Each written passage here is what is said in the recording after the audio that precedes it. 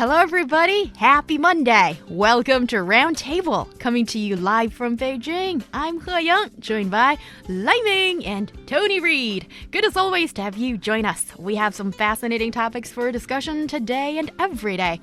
On today's program, consuming fruit and vegetables regularly is an important part of a healthy diet, and Chinese consumers are aware of this, But how do you find the fruit and vegetables of top quality available for the public? Also on the menu, we're on a mission of starting your week with a motivational kick. Don't miss out on your most inspirational segment, Motivational Monday.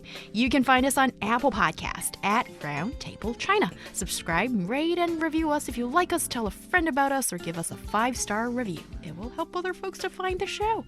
But first, on today's Roundtable.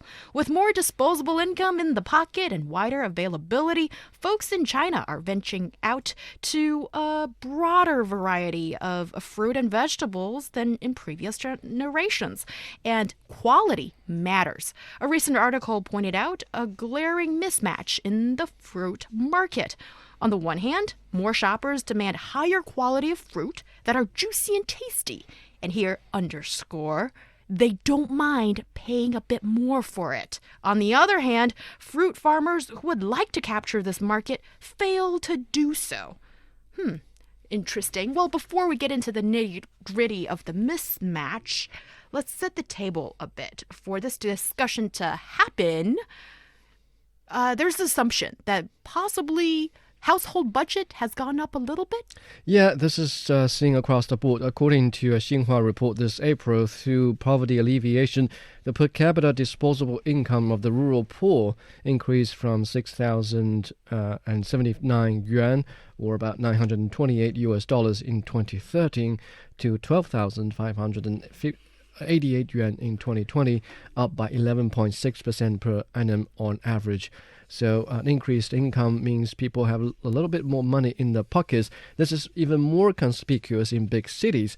For instance, in Shanghai, the per capita disposable income is 72,232 yuan, and this is followed by Beijing, which is 69,434 yuan, and also Guangzhou and Shenzhen. So when we think about fruits, we think more or less of it more or less as some kind of luxury product, because when you're poor, you tend to think about whether or not you have enough vegetable, whether you have enough rice or wheat, the staple food, and then it's only when you have some money in your pockets to spare that you begin thinking about something about fruits, because they are sweet and they're tasty. So with people's income increasing over the years, one would assume that there's a bigger and better market for better tasting fruits.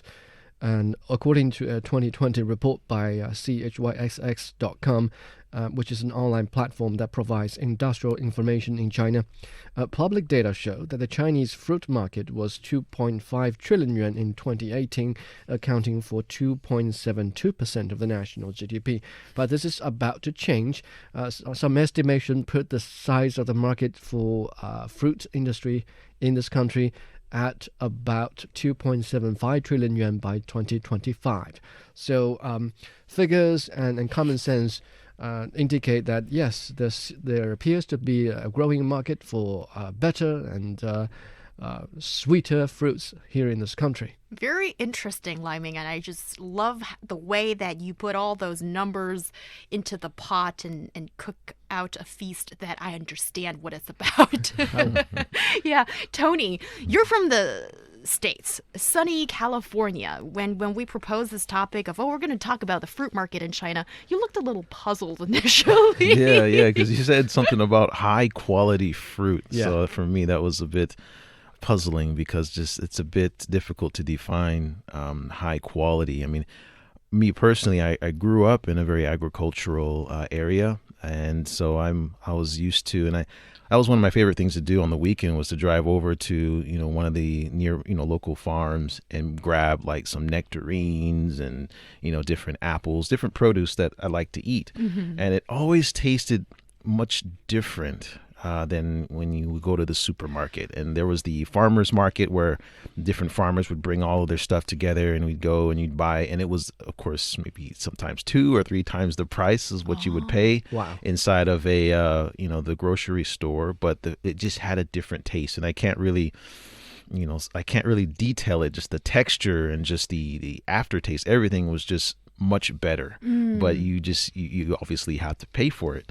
And I had in my backyard, we had some grapes and some apples, and it has a different taste than what you would buy in the grocery store. So when you spoke on the topic and it was like high quality fruit, I was like, okay, I know how I feel. I mean, in terms of like the certain taste, and there's a certain flavor that homegrown or farm grown fruits. I mean, I guess they all grow on some farm somewhere, but there's just there's a different level, there's a different taste. And so I guess my question to that is like, what is high quality fruit? I mean, as far as this topic is concerned, because I mean, I guess it's really subjective, isn't it? Yeah, it's really subjective, but really there are some traces or some ways that we can tell one from the other.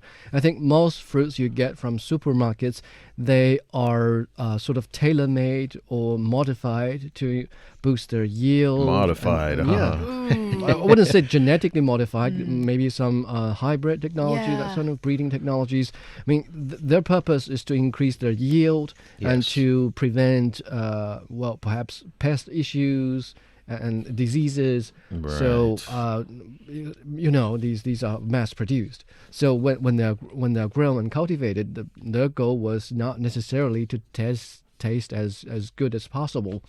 In comparison, I think some fruits that are not mass produced, for instance, heirloom tomatoes and what nectarine that you tasted from the farmer's market, they are not cultivated and grown in order to suit the mass consumer market, and therefore you can afford to have some specialties and some kind of special technologies to introduce to perhaps sell them at a higher price, but not necessarily to as many people as possible.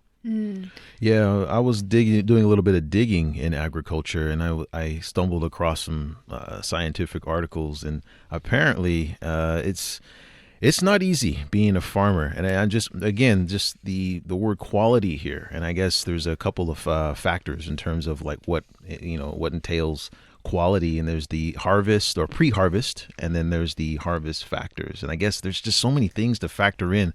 There's for example, temperature. If it's too high, right, it affects the maturity, the color, the sugar, the acidity, which could be good or bad. And also if it's too cold, then it could freeze or it could damage the produce. I mean, there's the light, right? If there's too much sun, the peel gets too thin, and I guess the fruit matures too fast.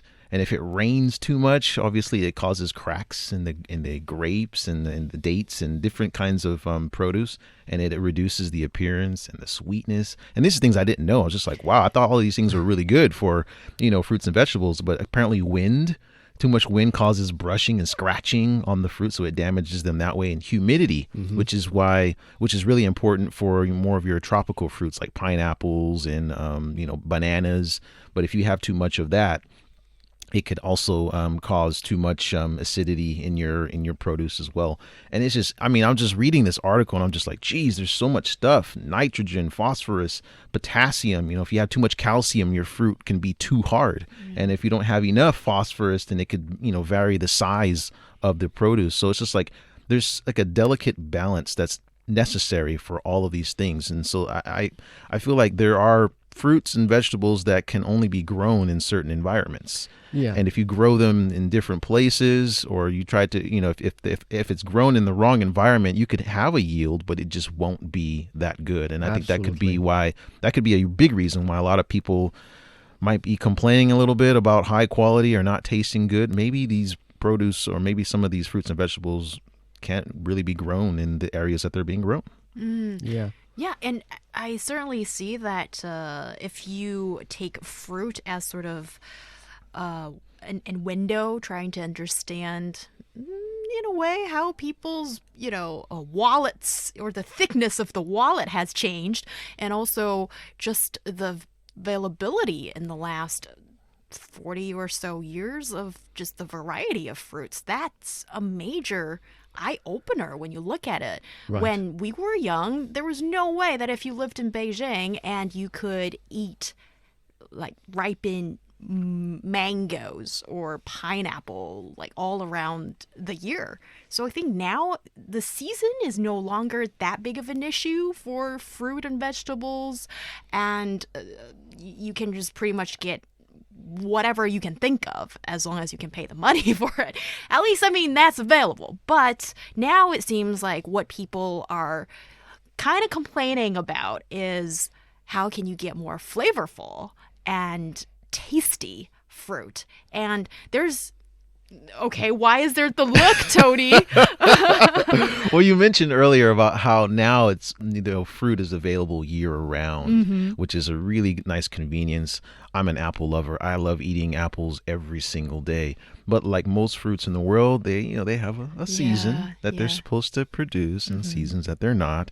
And getting that every year, or having it, where it's available and grown all year around, ultimately leads to over farming. Yeah. And sometimes that depletes the soil, and if the soil's depleted, then obviously you're going to have fertilizers. Fertilizers, but you're going to have fruit that may not give off that that zing, that real taste, and give you the nutritional value that it should initially give you. So, and that this can bring me into another topic about organic versus GMO, but yeah, that's something else. That's just I could see why there's a little bit of a discrepancy in the taste, because maybe it has to be seasonal, but that's not exactly it's not really possible when you have a high demand. That is true. And also you guys point to, I think the crux of the issue, that there are multiple ways how these fruits and vegetables are being farmed today. And then you get the mass-produced, almost like industrialized, manufactured fruit right. and veg. That's one thing. And also there's, another source of the complaint is that if the farmers know that there is this maybe niche demand, but if you look at the sheer number of population in this country, it's a solid demand. And if you can answer to this, wish of having a little bit more tasty fruit, then it's a really good business opportunity. But why is it really hard to meet that demand? Because logistics is difficult. I mean, even before the advent of cold link transportation, perhaps a decade ago, before that cold link logistics was sort of deployed across the country, you can't even think about getting the freshest fruit from across the country or from across the globe. I mean, there was a famous poem, 一骑红尘妃子笑. So I think there was a concubine, famous concubine in Tang Dynasty, who was pretty much into lychees. And so the emperor had the lychees, fresh lychees, delivered express from the southern borders, and only to make the concubine happy about it. And that was sort of as an example of how extravagant a life that those people were living back in those days. It was always something to be mocked and ridiculed, actually. But now that with cold link transportation and all kinds of logistics and infrastructure in place, now the ordinary people can benefit from this. But still, the issue remains. For instance, how do you make sure that they are of the same quality?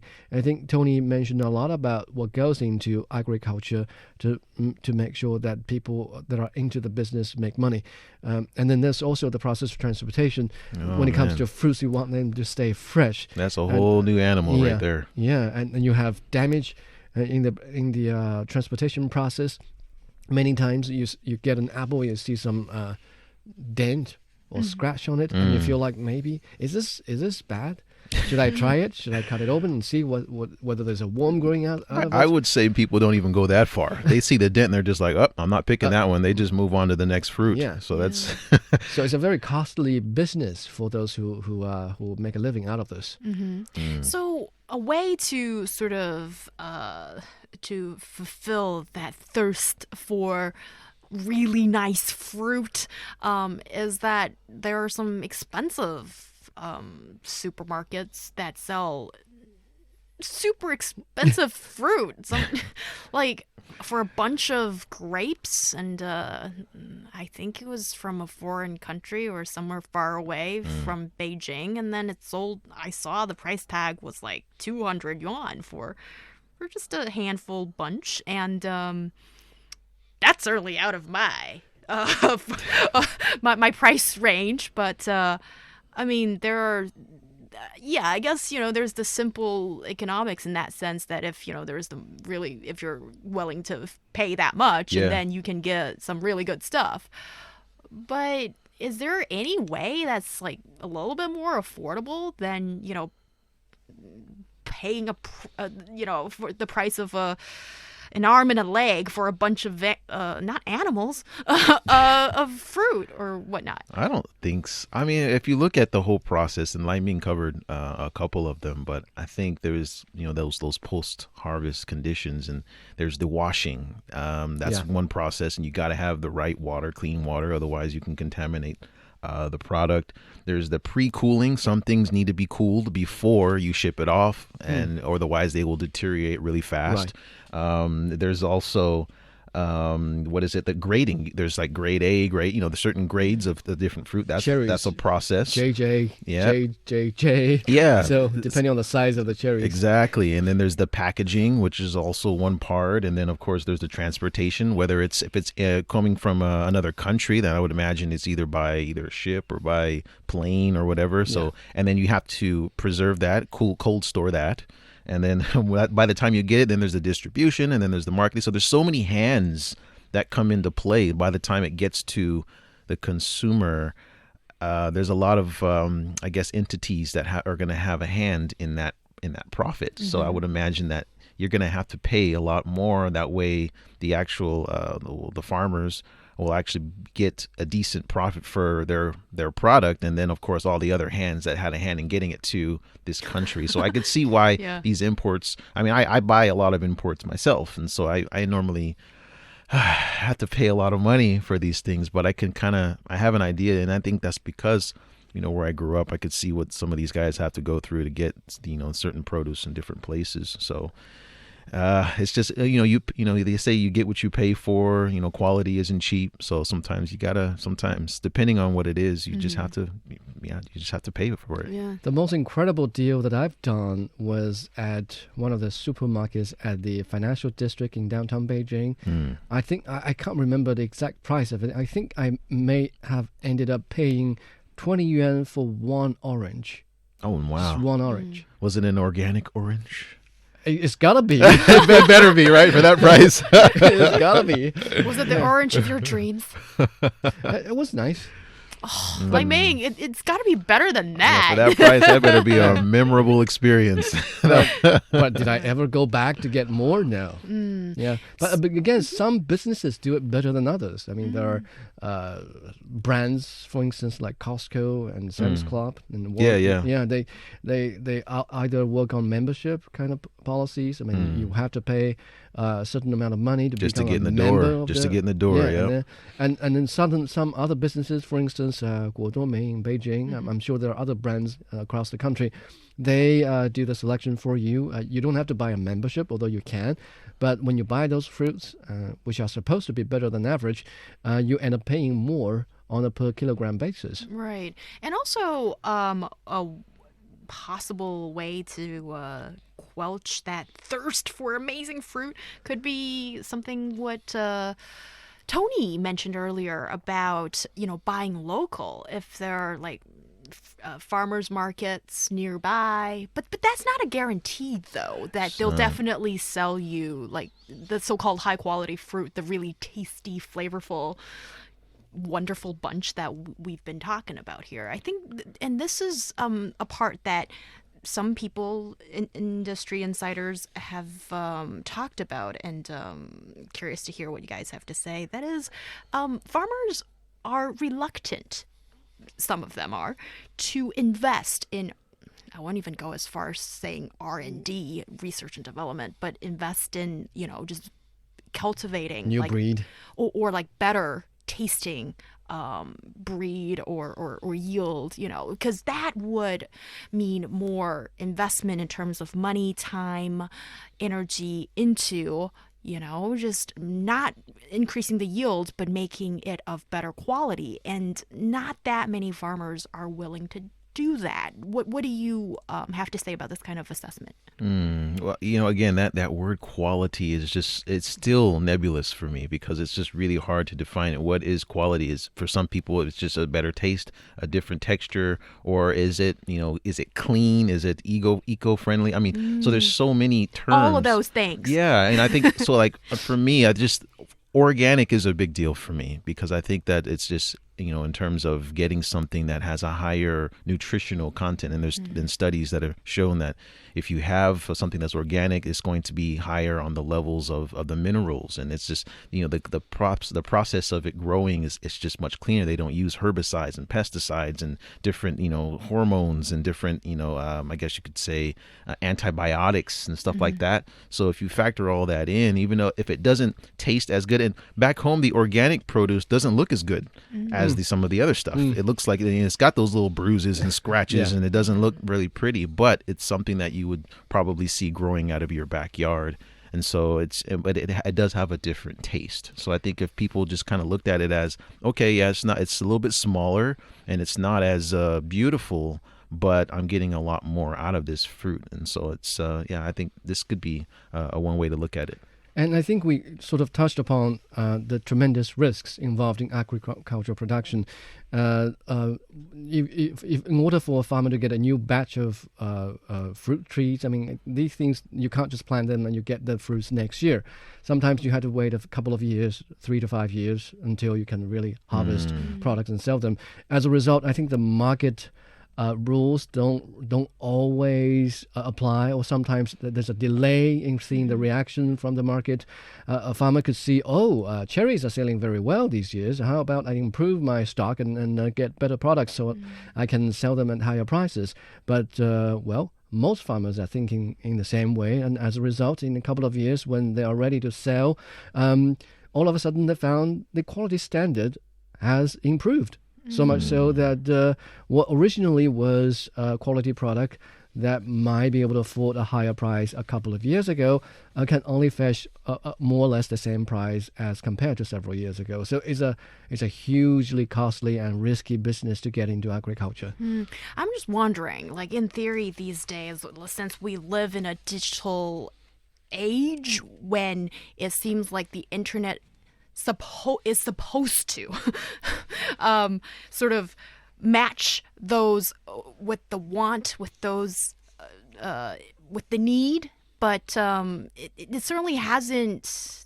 Well, it served part of it, but not the full purpose when it comes to selling the fruit. Because you see all these people who are saying, hey, I want this stuff. I don't know where to get it. And I'm willing to pay more for it. And how can I get it? And then simple as that. And then on the other hand, well, as you guys have explained in detail, that this is a really complicated process to produce what you want. But how to make them match together. Grow your own stuff. That's what it was coming down to. Just grow your own stuff. Yeah, and you're talking to someone who the only plant can survive under her care is a cactus, and that didn't go on for very long either. You can eat a cactus. I'm not eating that stuff. You're listening to Roundtable. We'll be back after this break. Informed opinion and heated debate. Find out what's got China talking and join us for your roundtable discussion.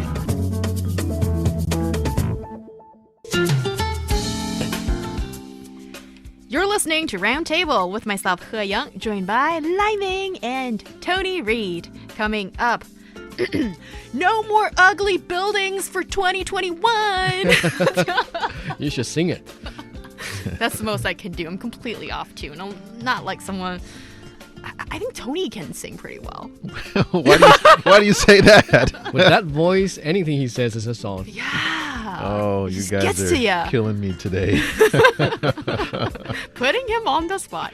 Seriously. Yeah. But I'm serious. about the no ugly building thing, and the country's top economic planner gave a guideline. So How can you get rid of the? no. You're not getting rid of the ugly buildings. If they're Okay. ugly and they exist, and let it be. Okay. Let it be a topic on Roundtable. Let it be something that you possibly have as a nightmare. Or maybe just, when you look at the pictures, they make you laugh.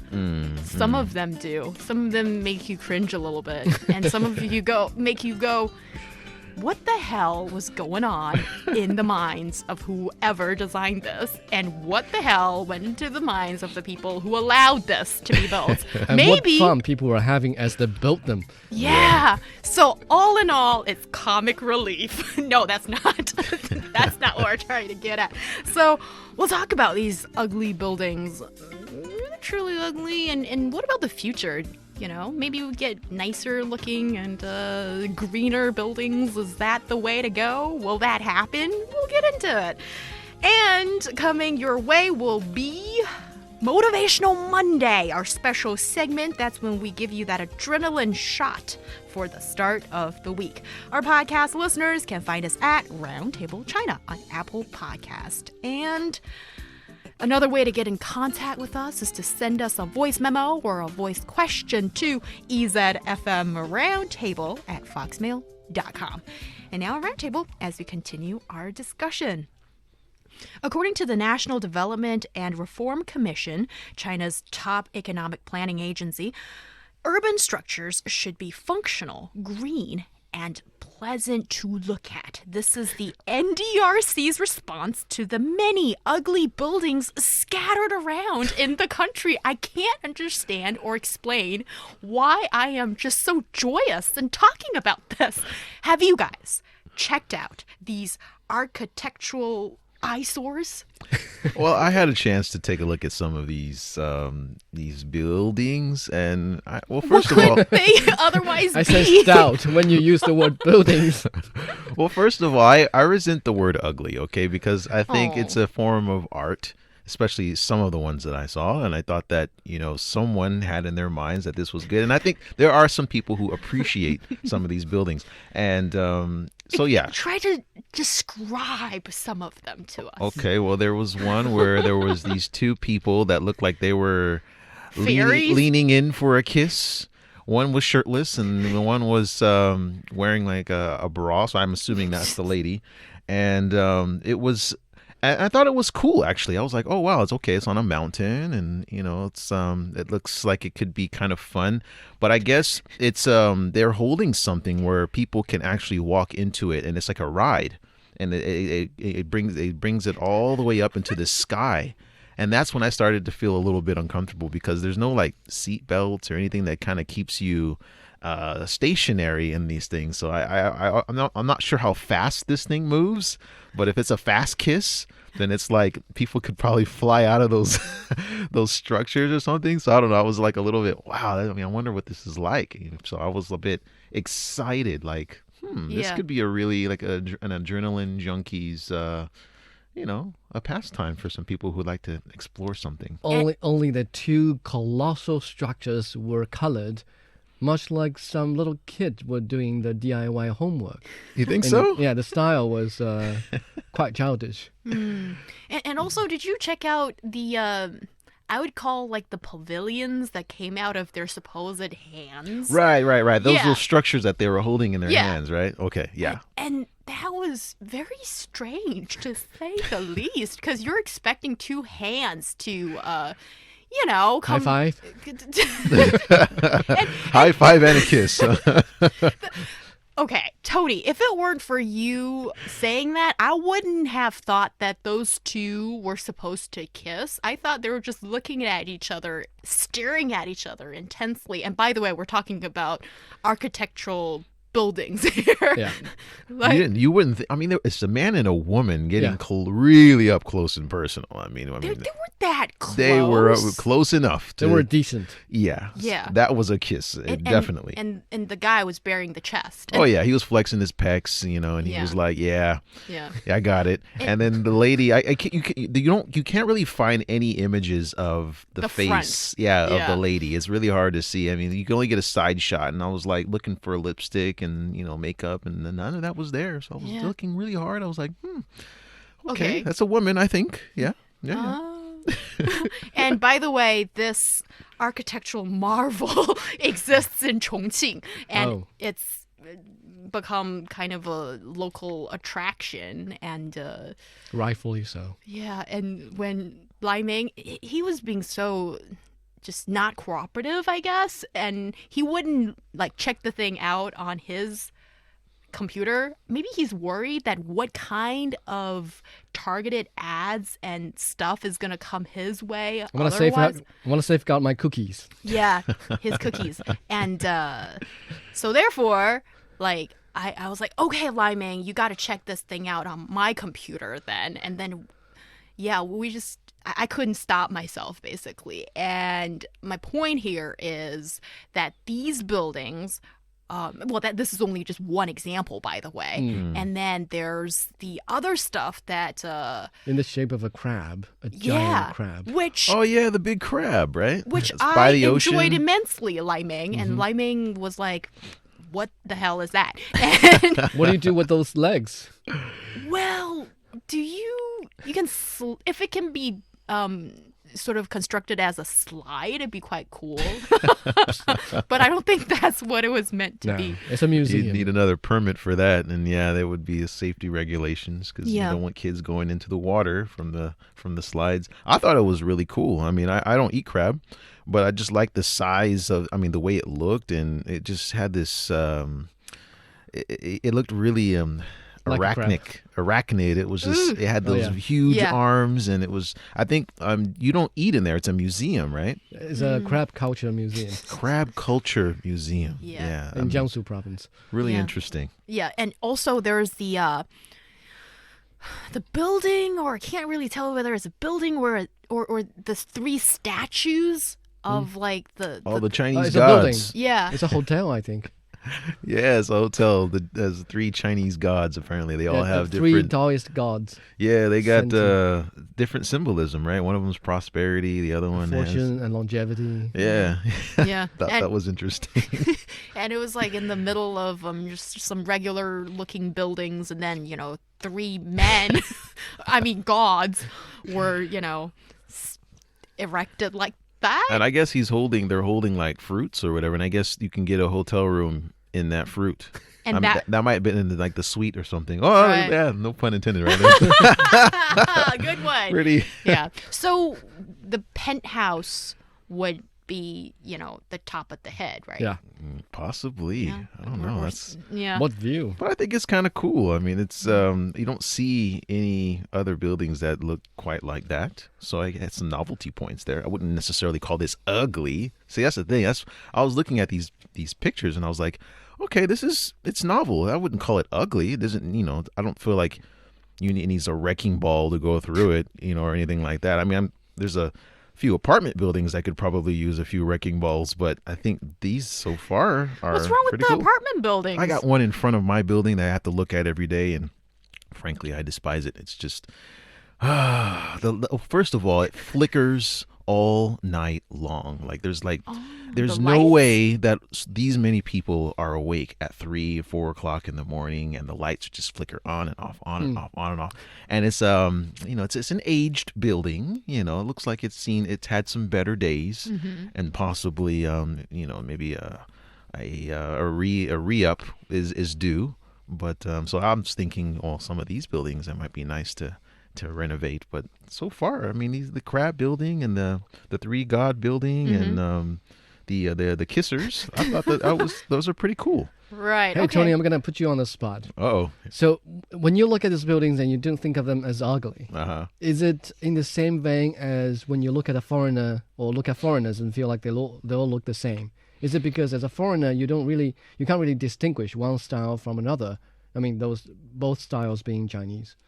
Isn't that a bit of a paradox? Because if one doesn't know, then how could you be able to tell? Like I would be at a loss if I were to tell, let's say, a Viking tale from a Greek tale, you know, because I'm not in their culture, in the Western culture, oh, you know. Whereas if you were to look at, let's say, a Taoist sculpture painted like that, and then something that's sort of a more mainstream, then well, I guess there's not a deep attachment with myself to these structures because of the culture. So I think if you're asking, and I think if I did, I might have different feelings, possibly. yeah. But because I'm an outsider and I'm looking at it from an outsider's perspective, I don't see it as anything that's ugly. I think it's novel. We don't, for example, we don't really have these like the kissers. I haven't seen anything like that in my life. No. Because of that, it's just like, man, okay, you got to give it to China for that. That's a really novel structure there. I mean, depending on how fast it goes, I'm not sure if I would go on it, but if Right. it's slow enough, I would probably do it. I mean, we've got some weird, and I think we have some weird structures in the U.S. There's a basket building where you can go in and buy pottery in baskets, apparently, and it looks exactly like a huge basket. And Is it it like went bankrupt eventually. I think Saves my question. I think someone's trying to revive it, but I mean, again, it's a strange building. There's another one, like a husband and a wife. They've apparently built an inn that is structured like two beagles. So it's called the Dog Park Inn. And it's got two dogs fused together, and it looks really weird. And it's a lot of people apparently go there, and they don't like dogs there, which is also kind of weird. So it's Yeah. so I mean, there's a history of weird, and there's another one I almost forgot, the Corn Palace. And why it's called the Corn Palace is because apparently it's made from 13 different breeds of corn. So you go in there and it's just, the whole building, the palace is made of corn. So it's just interesting. What a smell of popcorns. Well, I'm not sure what it smells like, but apparently people go there to get married and they have all kinds of different events at this corn palace. And it's just like, wow, it's just weird. But to some people, it has some kind of, to me, it's art. I guess I can appreciate it for what it is. There was another picture that we haven't really gone over yet. And I think it was the Sunac Guangzhou Grand Theater. Now, of all of the pictures, that one was kind of the one that raised the eyebrow, because it was like, what is it? It kind of looked like this red seashell or conch, and it was just really weird and wavy. It was a little bit difficult to define like what it looked like, but on the inside, it looked magical. That's modern art. Yeah, I mean, in the inside, it looks like you could have like what is it, that America's Got Talent or one of these that game shows where people, it looks really extravagant in these, in these TV shows, but it looks like something like that could be held there. Very nice. Yeah. What was from the Chinese standpoint? And when I look at those statues, I mean the kissers, and what are the three gods? The flying kissers, right? Yeah. The three gods. I look at the color contrast and color correlation, and I hate it because it looks cheap. I mean, you could see something of the similar style if you wandered into a godforsaken temple in the rural part of any city. Well, Because if you look at ancient sculptures like Dunhuang, like Datong, and you can look at the color coordination there, you can't help but be amazed by how they used colors.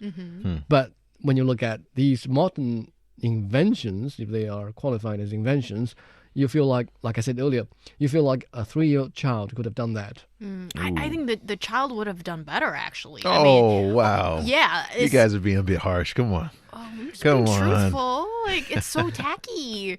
Like, Maybe that's what it is. I can't see that. And for me, the way that they were dressed and the colors was, there were some, I have seen some like, traditional art that has these bright colors, But I mean, I can't make that distinction if it's, like you mentioned the Dunhuang grottos. They have the certain, I guess, color scheme. But for me, I thought it was cool. I don't know. I mean, but yeah, 3-year-old child, man, I think that's a bit harsh. But a 4-year-old child. Yeah. I hope the people that constructed this aren't listening in. Oh, I hope not. Yeah. Maybe they should, wake up call. Hello, what were you thinking about? But here comes the question, though. When these buildings, when they get constructed, is it like a person or a small clique of people? They get the say, and they're so blind to what public opinion or maybe what other people might think. I mean, how can these buildings, one after another, so ahead of their time for anybody? Ahead of their time. Ahead of their time. A very limited number of people to appreciate, or to create a sensation on the internet of people just throwing the proverbial like tomatoes and eggs at them. You know what? I applaud them. Really. You can't. Sometimes you can't always wait for public opinion to do something. I mean, that's somebody's dream. They saw that, they envisioned it, they put it together, and if people like it, great. If not, it's okay. It's still my creation. It's there. There was the one that was on a hill, and it looked like a big teapot. I'm not sure if you guys saw that one. I mean, hey, this person's got a thing for tea, and that was their. I mean, I guess you can go in there and drink tea or buy tea or something. It must be some kind of museum or whatever. But that's someone's vision, and they put it together. If it turned out the way that they expected it, I mean, I think that's enough. They have the money to build it, and it's not costing, I guess, the state or anything. Then I don't see what the big problem is. Same here. I don't see what the bigger problem is besides them being too ugly. I mean, but that's not. But that's not the issue here. I mean, I think they should have the right to build whatever they feel like they want to build. Well, okay, but here comes the guideline, though. Saying that, hey, we need more like green, like energy efficient buildings. Fair enough. Sure. Yeah. And also, let's put an end to ugly buildings. And like we have demonstrated actually throughout the show today, when it comes to like quality, when it comes to, less quality, I guess, more of the like ugly or beautiful, it's kind of a subjective thing. Yeah. Yes. Environmental friendly, functional. I mean, these are quantifiable standards that you can apply to every building. But when it comes to aesthetical, pleasing or good looking, I mean, who's making the call? And that's a really good question, because don't you think that, okay, if this building was like a building that's got public funding in it, then maybe a committee, I would hope that there is a committee of people were making the decision, or if it was one person with extremely Artistic and ahead of the time taste. horrendous taste. Then if I like that person's usage of ahead of the times. Yeah, isn't it just great? But if that person is, pushing the button of do or not or abort, then isn't that a bit of a problem? I don't know. I mean, it also depends where you build it. I mean, if it is on your own private property, then only your neighbors should have a say in this, or if not, or not. But if it's a huge building in front of a plaza in a big city, I don't know. Yeah, don't you think that there is something kind of interesting and intricate here, that it's not so simple and straightforward? If it was in a big city, and then this is like an area that you've got millions of people coming by, in and out nearby and whatnot, and should that building be at least kind of, pleasing to the eye to maybe not more than one person or a handful of person? Yeah, imagine something like that at the Times Square. Well, you know what? Again, there's a building in Chicago called the Aqua Tower. And anybody that has seen that building, it looks like a building that's got mold growing on it. I mean, it looks really weird, but it's an expression. It's something that's it's somebody's vision. Again, it's someone's vision, and I think it's something to kind of I mean, not everything needs to be gleaming and very beautiful and aesthetic. I mean, it's character. It tells a story. So for me, I'm okay with a little bit of someone having a sense of humor in this corner of the city, you know? And that's really interesting because I think you're absolutely right that we can study the buildings of every history period, try to understand what was in the minds of those people who built it and lived in it or walked by it. And I suppose just with that line of thinking, some people would pose the question, so what does this reflect of the people of today who who allowed these things or wanted these things to be built in the first place? And it's just fascinating when you look at these different places in China. Experimental would be the word, and it will give you definitely something to talk about and something to think about, and maybe even give you a laugh. You're listening to Roundtable. Coming up next, Motivational Monday. Motivational Mondays.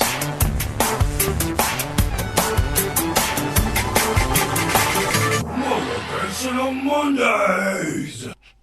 This is the segment that we came up with so we can motivate you in the beginning of the week, make you feel ready for the gym or whatever difficult task that you want to brush aside, but you will embark on once after listening to our show. Okay, is this set up a bit like too much, Liming? No. Take it Fair away. enough. Sure. Today I have a story about Ran Yu, which is a cousin of famous scholar Ran Ji. And we know Ran Ji is a very, like I said earlier, a famous scholar who lived in the 3rd century.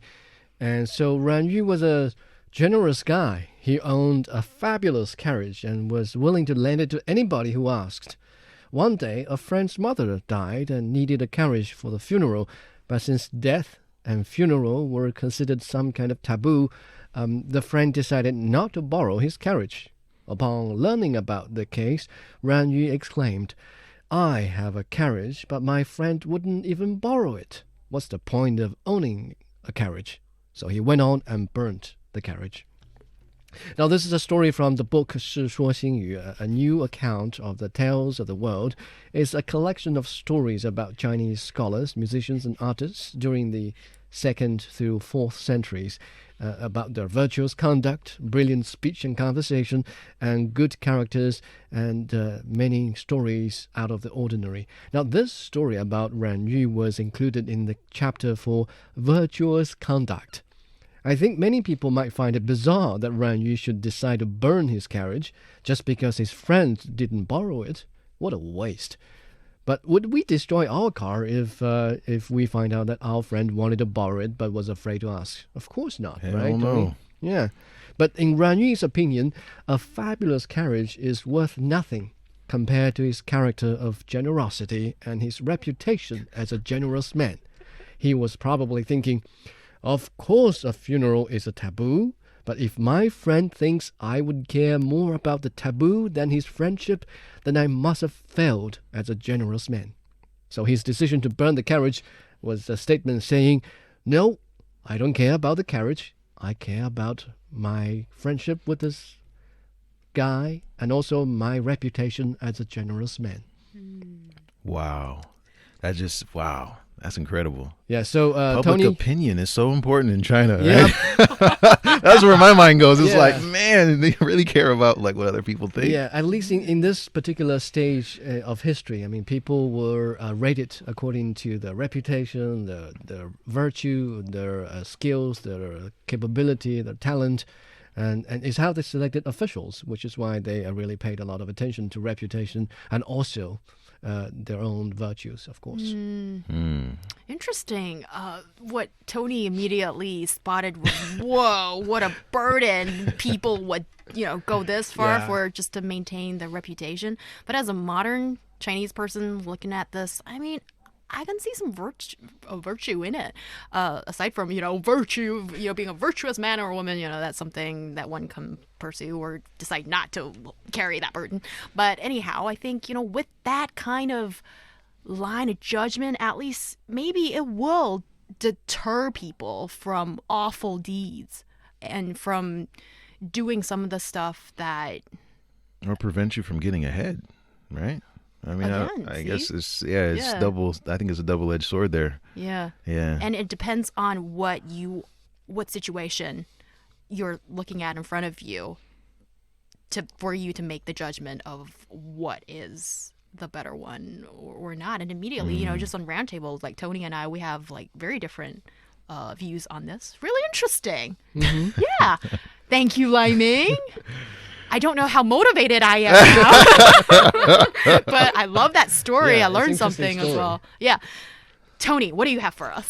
Well, earlier you mentioned the gym, and for people out there who are, I guess it's not only about working out, but it's from Arnold Schwarzenegger, one of my big heroes.